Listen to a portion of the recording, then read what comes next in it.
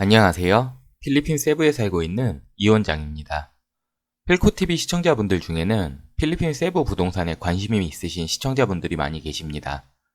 필코TV는 그동안 필리핀 부동산이라는 컨텐츠를 가지고 현지의 집을 구하는 방법이나 랜선 집들이 등으로 컨텐츠를 만들고 있었는데요. 그러나 제가 부동산 전문가가 아니다 보니 시청자분들께 정보를 전달해 드리는 데 있어 부족함이 있었습니다.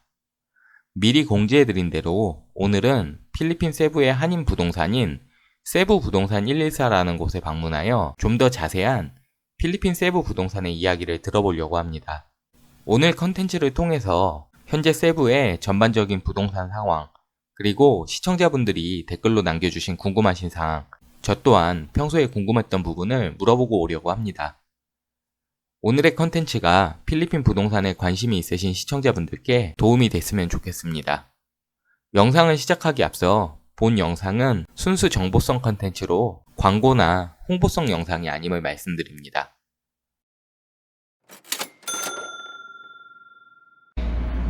안녕하십니까? 필리핀 세부 부동산 114에서 근무하고 있는 이성원 팀장입니다. 저희 세부 부동산 114는 세부 유일의 법인 부동산 회사로서 2010년에 설립돼서 현재까지 10여 년 동안 부동산 중개, 투자, 분양에 대한 사업을 이어오고 있습니다. 요즘 한국 부동산은요, 5.11 분양권 전매 불가, 6.17 대출 규제 강화, 7.10 세제 규제 강화, 한국 부동산 경기가 안 좋다 보니까요, 많은 한국 분들이 해외 투자 쪽으로 관심을 많이 가지고 계십니다. 필리핀 하면은 상당히 광범위하잖아요. 수도인 마닐라부터 시작해서 세부, 클락, 휴양지인 보라카이까지 여러 지역이 있는데요. 그 중에서도 한국의 수도권 개념인 메트로 마닐라 같은 경우는요, 마카티 포함해서 여러 주변 도시들이 포화 상태입니다.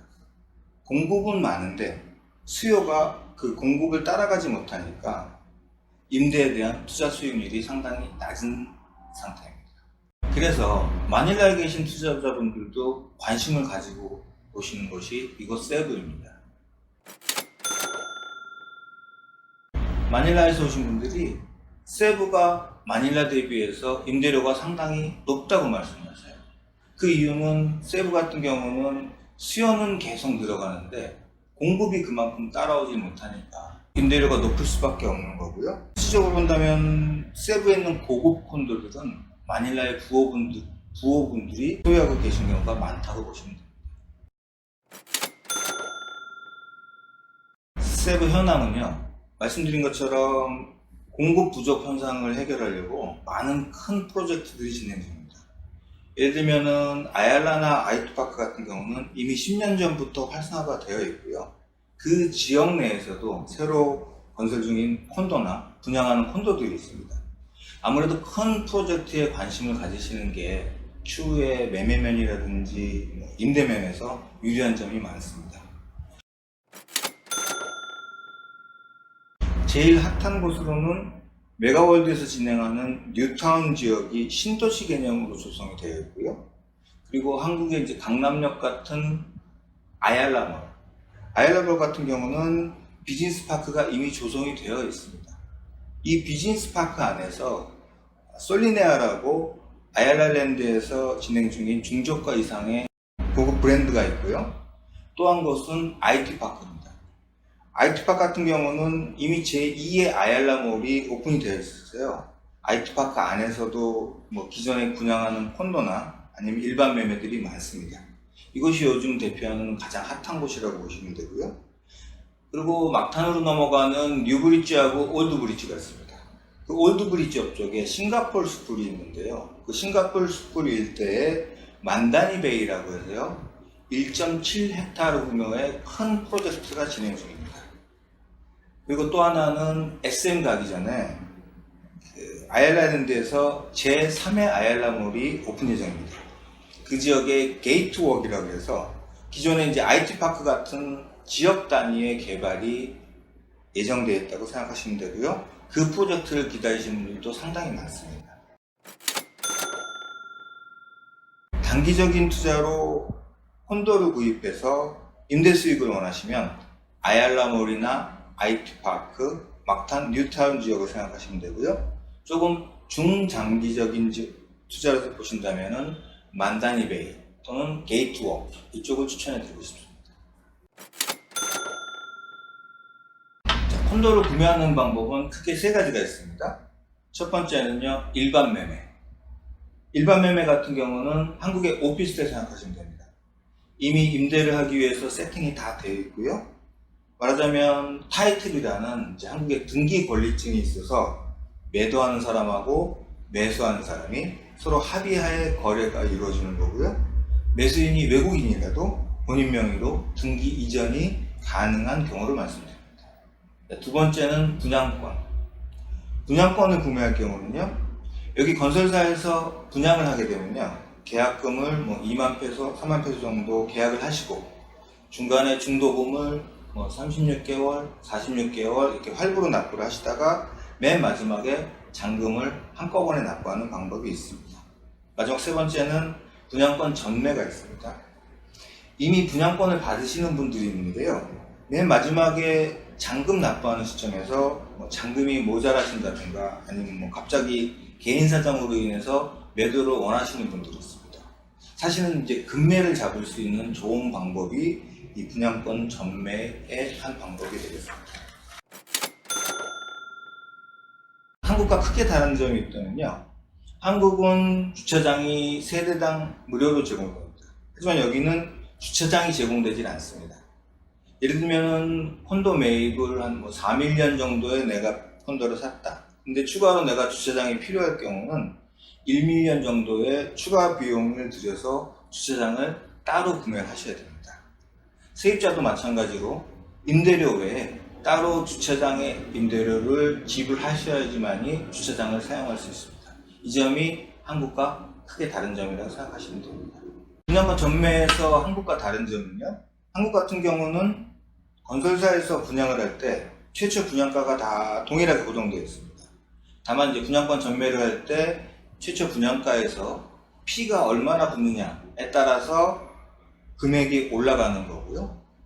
하지만 여기서는 건설사에서 맨 처음에 땅을 파기 전에 분양했던 금액하고 또 중간에 분양했던 금액하고 2, 3년 뒤에 완공한 다음에 분양 금액이 건설사에서 올리게 됩니다. 무슨 말이냐면은 건설사에서 처음 분양할 때 한 10% 정도만 분양을 하고 분양이 잘 된다 싶으면은 그 이후에 분양가를 올려서 뭐 20%, 30% 분양하고 또 잘 된다 그러면 금액을 또 올려서 나머지를 분양하고 이런 식으로 하다 보니까 맨 처음에 분양받으신 분하고 맨 마지막에 분양받으신 분이 그냥 금액 차이가 나게 되는 겁니다.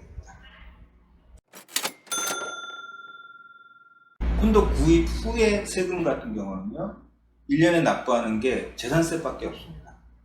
재산세는 Real Property Tax라고 해서요, 공시지가를 체크해서 나오는데요, 한국과 다른 점이 있다면요, 한국은 재산세가 고지서가 발행돼서 우편으로 주소로 배달한다든지 아니면 뭐 이메일로 받아서 납부를 할 수 있지만요, 여기서는 고지서가 주소지로 배달되는 게 아니고 본인이 직접 시청에 가서 재산세를 조회하고 1년치를 한꺼번에 납부하면 약간의 뭐 할인도 해주긴 합니다. 뭐 은행이자 정도라고 생각하시면 되고요. 1억 정도의 스튜디오 유닛은 재산세가 한 5만원에서 7만원 정도, 그 정도가 1년에 나오신다고 생각하시면 됩니다. 그런데 이 재산세도요, 매년 납부를 만약에 못하셨다, 매도하실 때 한꺼번에 납부하시면 됩니다. 미납된 재산세가 있을 경우에 뭐 등기 이전이 안 되기 때문에요, 매도하기 전에서만 한꺼번에 납부하시고 정리하시면 됩니다.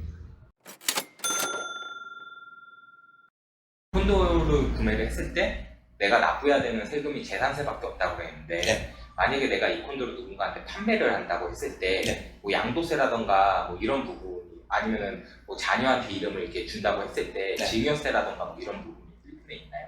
당연하죠. 파시는 입장에서, 매도자 입장에서 내야 되는 세금.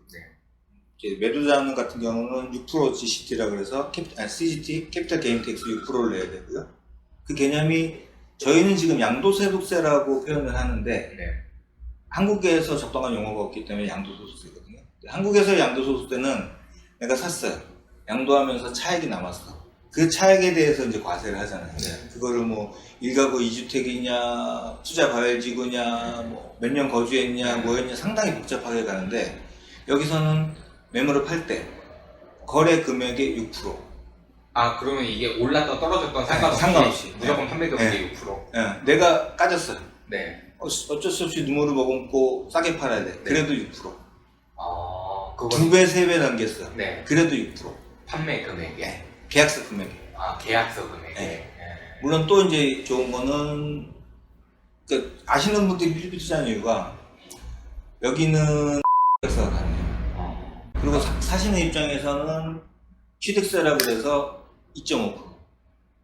사시는 분이 2.5%, 네. 사는 사람이 6% 정도. 6%. 그 중간에 그럼 에이전트 비는 따로 이제 아, 그거는 수수료는 이제 세금이 아니니까 따로 네. 말씀드리죠. 5% 정도. 5% 정도. 통상이 5%. 정도. 그거는 뭐 현지 부동산에 가도 한 5% 정도 얘기하는 것 같더라고요. 네, 5% 정도. 아까 그 에이전트 수수료, 네. 그 부동산 중개료 부분에 있어서 네. 내가 콘도를 산다고 봤을 때 네. 아얄라 백화점만 돌아다니더라도 네. 이제 분양사에서 네. 브로커들이라고 하는 사람들이 많이 잡잖아요. 네. 우리 콘도 좀 사달라 막 이런 네. 식으로. 네. 그러면 그거를 그쪽을 통해서 사는 것보다는 사실 한국 에이전트를 통해서 사게 되면 언어라던가 이런 부분에 있어서 편하잖아요. 그렇죠. 그러면 그럴 때는 수수료가 따로 들어가진 않나요? 네, 매수인 입장에서는 별도 수수료는 전혀 없습니다. 오늘은 이렇게 세부 현재 한인 부동산에서 근무하시는 분과의 인터뷰를 통해 필리핀 세부 부동산에 대해 전반적으로 알아보았는데요. 다음 편에는 좀 더 심화된 내용으로 세부 부동산의 현재 상황, 그리고 향후 전망 등에 대해서 알아보고 시청자분들 중에 궁금하신 사항을 댓글로 남겨주시면 질의응답 시간을 만들어 보려고 합니다. 그럼 다음 편 영상도 기대해 주시고요. 시청해 주셔서 감사합니다. 오늘의 영상이 도움이 되셨다면 구독과 좋아요 부탁드리겠습니다.